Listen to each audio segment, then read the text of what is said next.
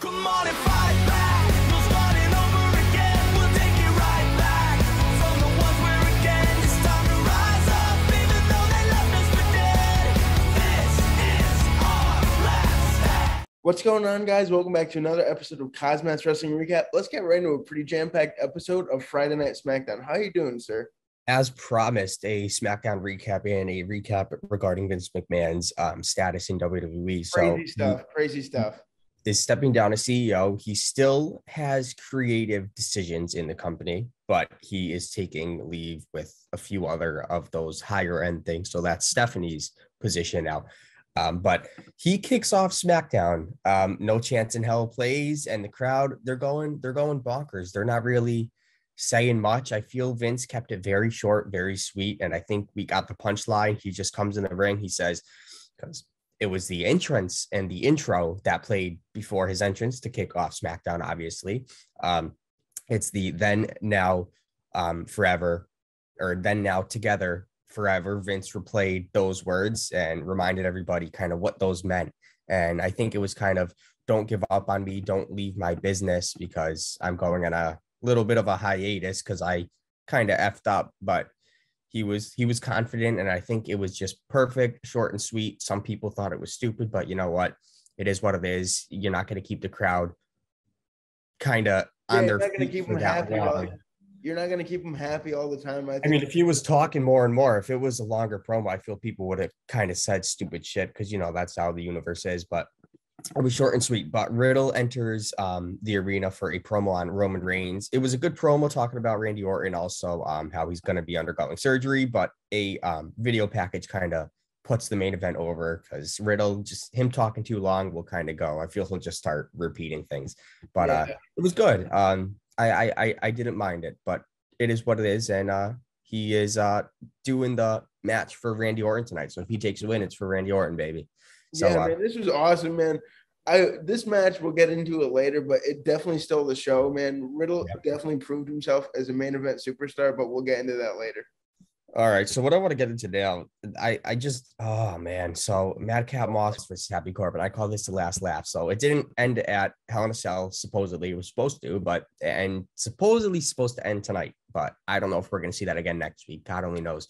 But Corbin just dominated Moss, but Moss comes back fighting his way, ending things with two punchline finishers.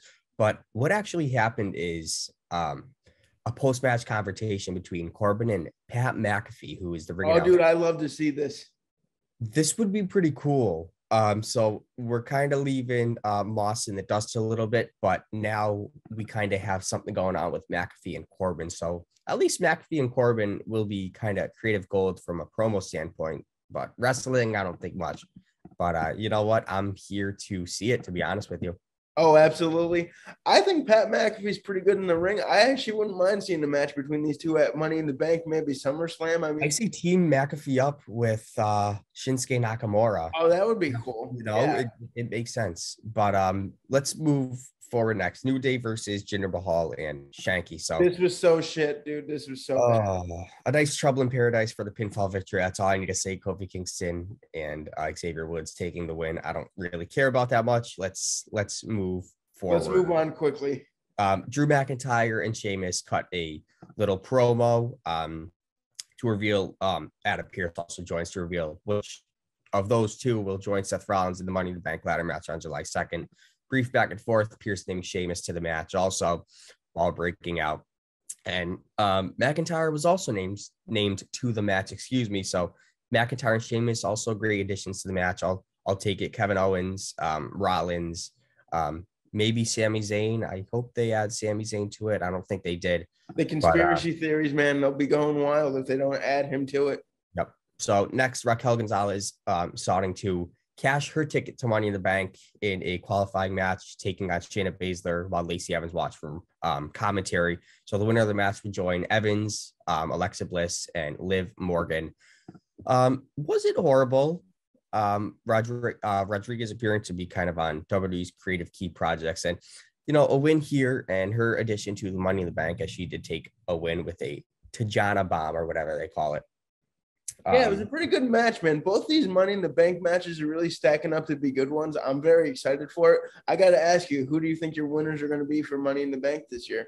I say Liv Morgan, but let me just say, what are they going to do with Shayna Baszler? Hopefully they find something soon for her because Raquel Gonzalez is climbing her way up the ladder. So good for her. But I don't know. I got to go with Liv Morgan, to be honest with you. And then who's your men's winner? I say Seth Rollins. Really? So Yeah. I'm going either Seth Rollins or Drew McIntyre, I think.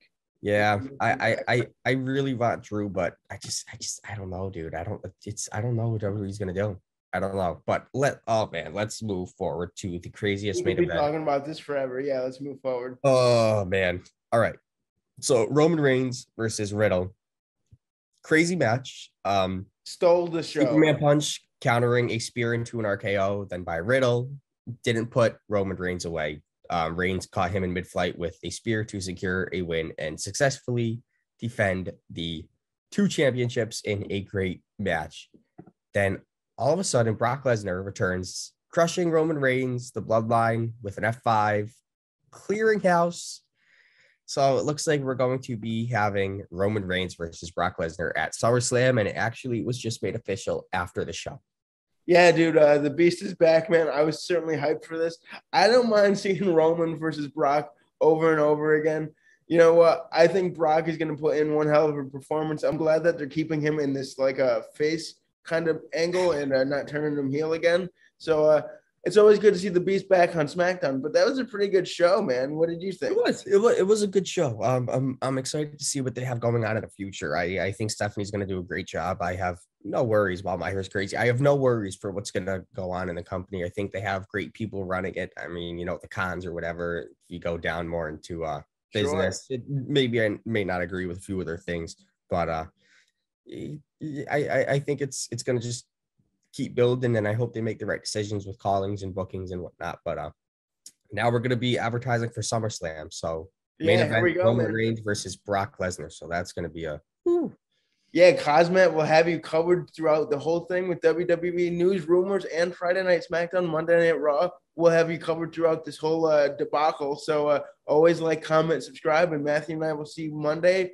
Matthew and I will see you Tuesday with a Monday Night Raw recap. Peace out. that's a tongue twister. Peace.